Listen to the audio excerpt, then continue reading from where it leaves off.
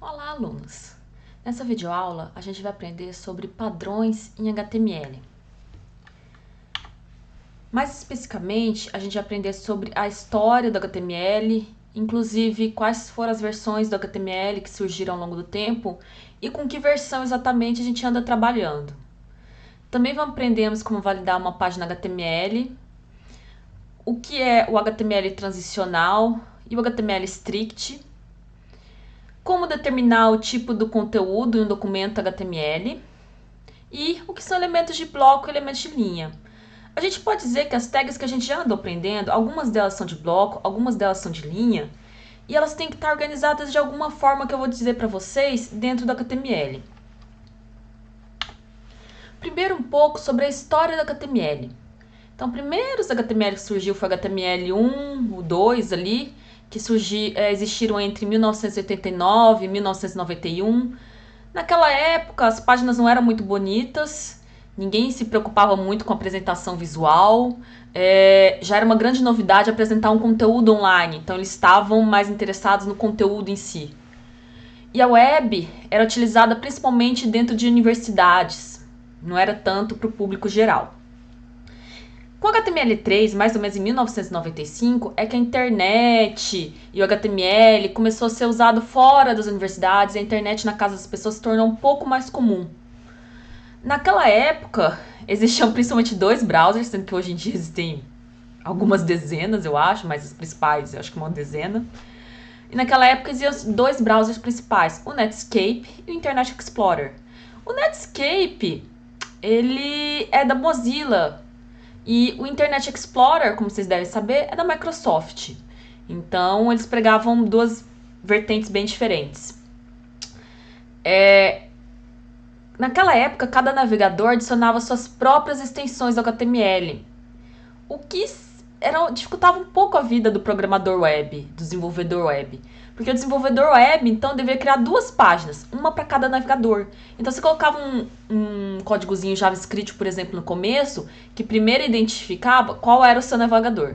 Dependendo do seu navegador, um if ali, por exemplo, você carregava um código, se fosse outro navegador, você carregava outro código. O que significa que não existia padronização. Então, o desenvolvimento web naquela época era um pouco mais difícil, devido a essas peculiaridades de cada navegador.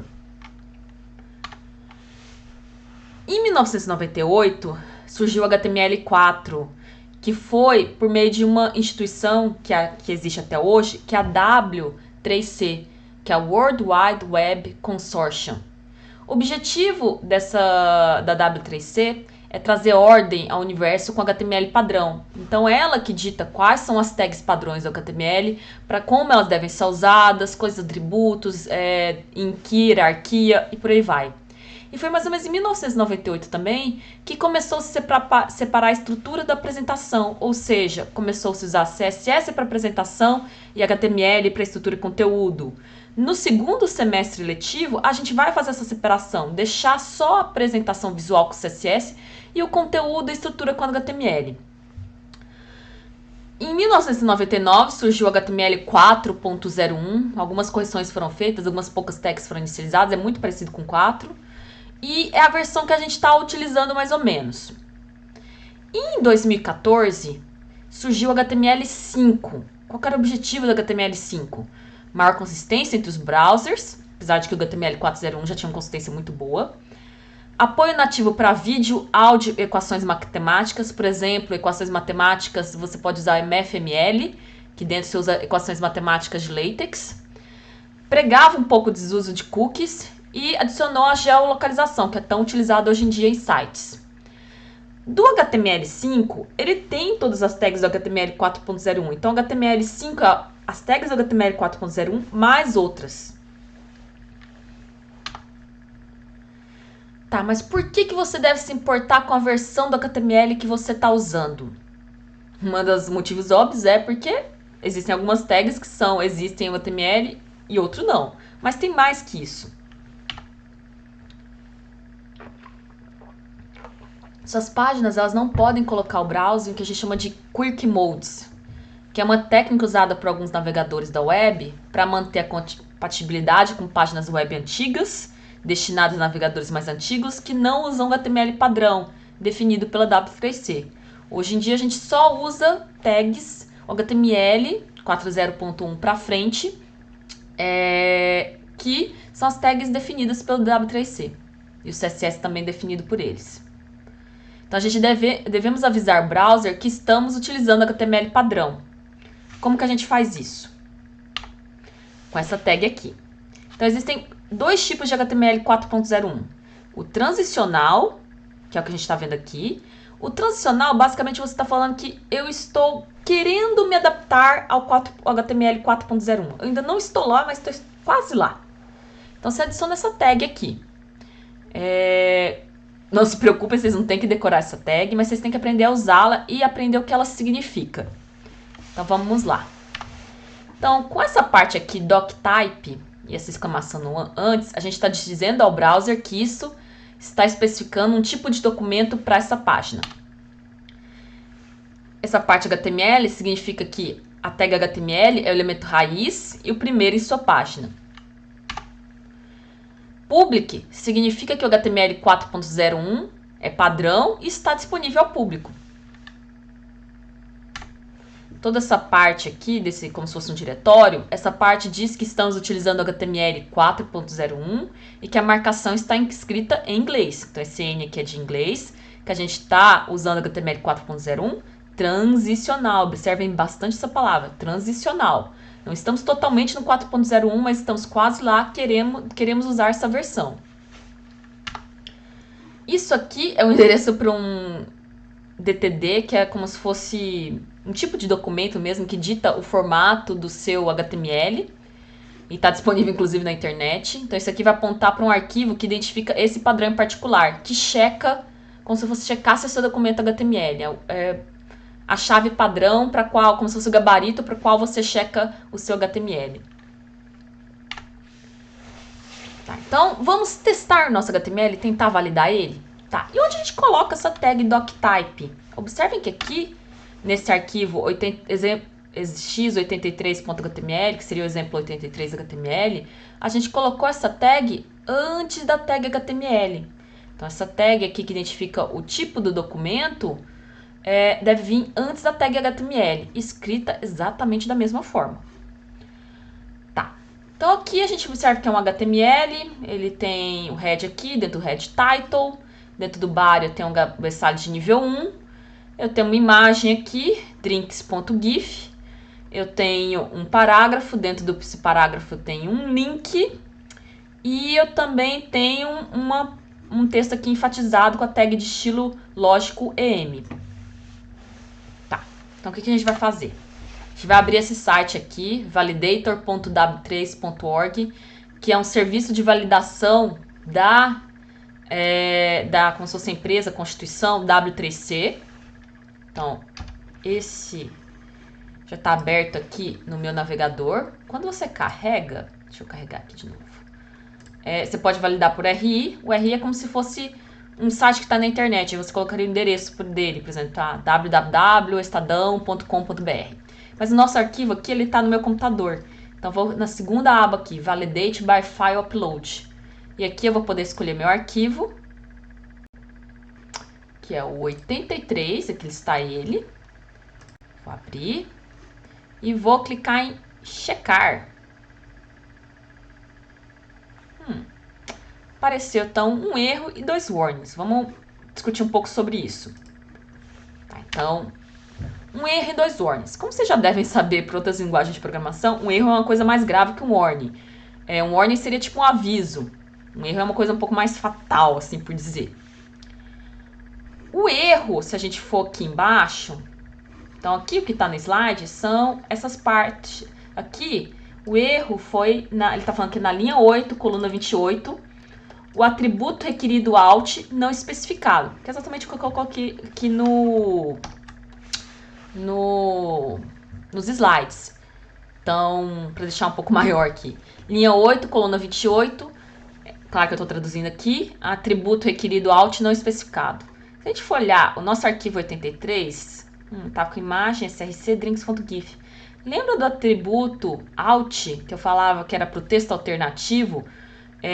que é usado para navegadores que são mais textuais ou para deixar mais acessível para pessoas que usam programas de leitura de tela que são deficientes visuais.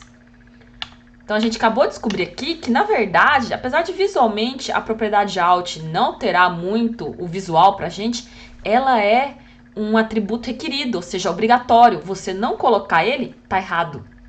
Então, no arquivo 84.html aqui, é igualzinho ao 83.html. A única diferença é que se colocou esse alt igual bebidas aqui, que é uma foto de um drink. Então, aqui, observem que esse aqui é o 83, o 84 é igualzinho, ele só alterou essa parte aqui, como eu já disse. Então, vou tentar fazer uma nova tentativa aqui, vou escolher outro arquivo, que é o 84, que é a atualização do 83 com o atributo requerido alt, e vou revalidar. Olha só, como já está em verde, já está melhor. Então, o documento foi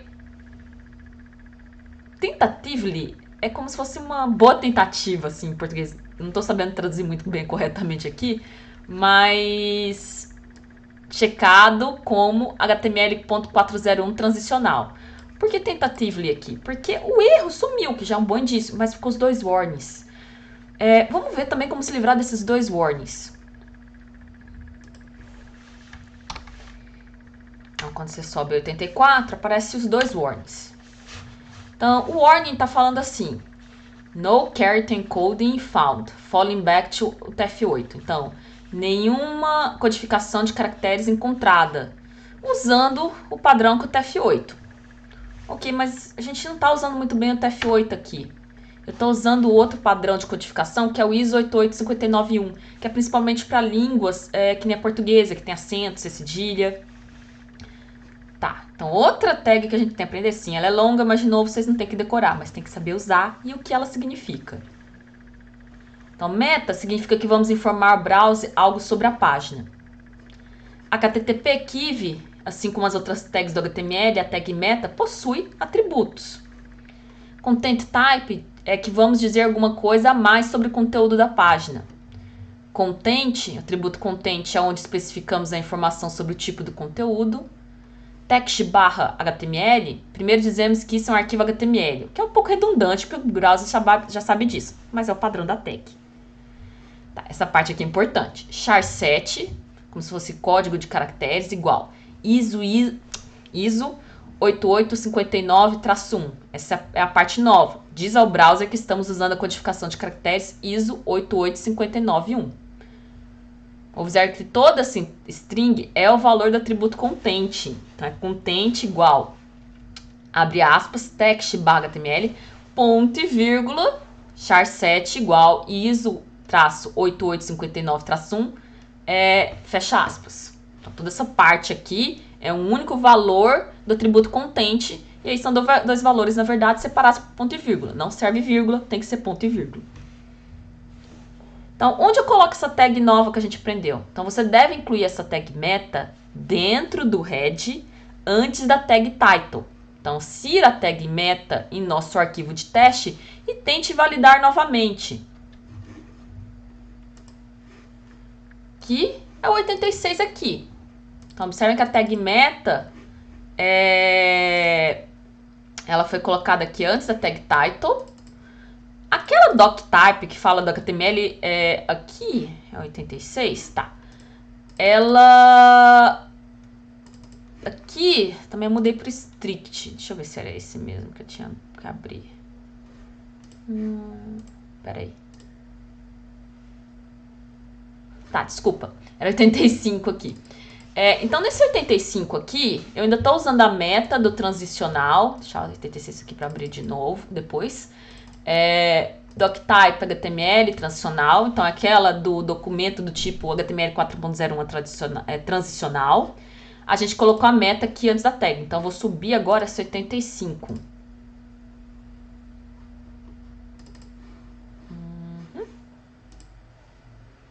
Revalidar. Olha só, esse documento teve sucesso e está exatamente no 4.01 transicional. Até aqueles warnings sumiram, que é o warning da codificação de caracteres. Inclusive, eles deixam aqui uma coisa bem antiga, que é o chamado selinho de blog, que é um códigozinho que você pode colocar na sua página web para falar, não, eu validei essa HTML segundo a W3C, eu fiz tudo correto. Geralmente as pessoas não usam muito isso, mas é uma boa prática de desenvolvimento web checar, validar a sua tag HTML, a sua página HTML, para ver se ela está totalmente correta. Tá. E qual o significado de transition e strict? Existem dois tipos de documentos 4.01, mais ou menos. O transitional, para aqueles que estão em transição para o HTML 4.01, estou totalmente lá, mas estou quase lá. E o strict, que em português seria rígido, uma coisa mais assim. E para aqueles que já estão inscritos em HTML 4.01, completamente. E se você tiver escrito em HTML 4.01, o strict, você tem algumas regras adicionais. Que é aquele elemento de bloco e de linha, por exemplo, que eu falei anteriormente. Mas a primeira coisa que você tem que fazer, se você for mudar para o 4.01 strict, substituir a doctype. Ela está um pouquinho diferente, ela não tem mais aquela palavra transicional, por exemplo. E o DTD aqui agora está escrito strict. Então, a gente pegaria agora o 86. Observem que, comparado ao 85, aqui estava escrito transicional e aqui estava loose, que é meio solto em português. Transicional sumiu aqui e substituiu pelo strict DTD aqui. Tem mais diferenças que essa, mas visualmente é a primeira que você nota. Observe que ainda tem a tag meta aqui, tá? O strict também gosta dela ainda. Então, tudo que vale para o transicional vale para o strict. E o strict ainda leva mais algumas coisas em consideração. Tá. Se eu pegar o 86 aqui e, como eu falei antes, só voltando um pouco, a palavra transitional sumiu, que eu já tinha falado, e lembre-se que a URL define o pertence ao HTML rigoroso. Strict seria também definido rigoroso, rígido. Então, strict.dtd aqui mudou também. Vamos testar? Então, esse aqui é 86 HTML, que eu estava mostrando no Notepad++ agora, pouco. E aqui o doctype mudou, foi para o strict.dtd. Então, vou lá no site de novo e subir o 86, que está no strict. 86. Revalidate. Erro? Ah, mas o 86 passava no transitional. Não passa no strict? Não. Como eu já falei antes, o strict é um pouco mais rigoroso ainda. Então, ele está reclamando de um erro aqui, na linha 9. Vamos ver isso melhor. Se você for olhar a linha 9, vai ser essa tag de imagem aqui. Ah, mais imagens, CRC Drinks, Alt, bebidas. Tá igual a gente aprendeu. Sim, mas tem uma regrinha adicional. Então, falando aqui, ó. No erro, tá falando assim. Na linha 9, coluna 42, o tipo de documento não permite o elemento img aqui, na linha que ele apareceu. Faltando um das tags que você poderia usar. P, H1, H2, H3, H6, div, address. Ok. Então, na verdade, o que ele está pedindo é para você usar um parágrafo em torno da imagem. Por quê? É uma coisa que a gente vai entrar em detalhe mais daqui a pouco, que são elementos de bloco e elementos de linha. Dentro do body, só pode elementos de bloco. E MG é elemento de linha. Então, elemento de linha não pode ser colocado direto dentro do body. Tem que ser colocado dentro de um elemento de bloco e esse sim pode ir dentro do body. Então, a gente vai alterar o 86 aqui. Só para colocar um parágrafo aqui.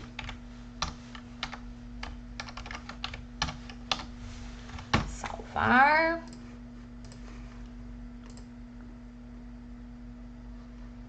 O 86. Revalidate.